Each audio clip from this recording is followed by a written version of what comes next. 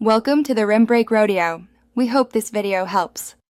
You'll begin by organizing your timeline and making sure clips are in their native frame rate and color space. Apply Lumetri color to an adjustment layer or directly to the clip. This keeps things non-destructive.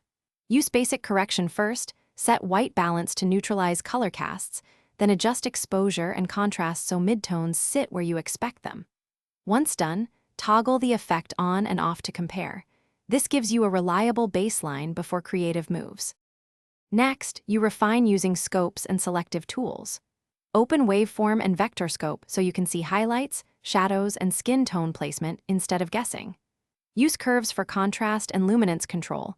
The Hue vs Hue and HSL secondary panels let you isolate and tweak specific colors like skies or skin.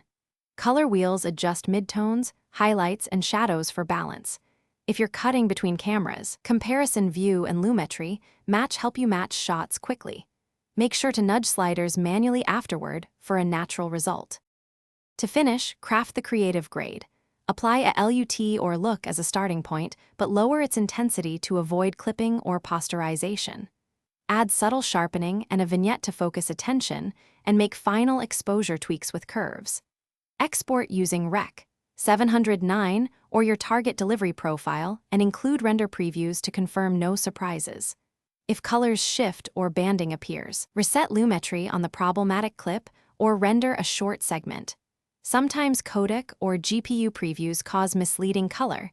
Rendering reveals true output. Thanks for watching. Consider subscribing if we helped you.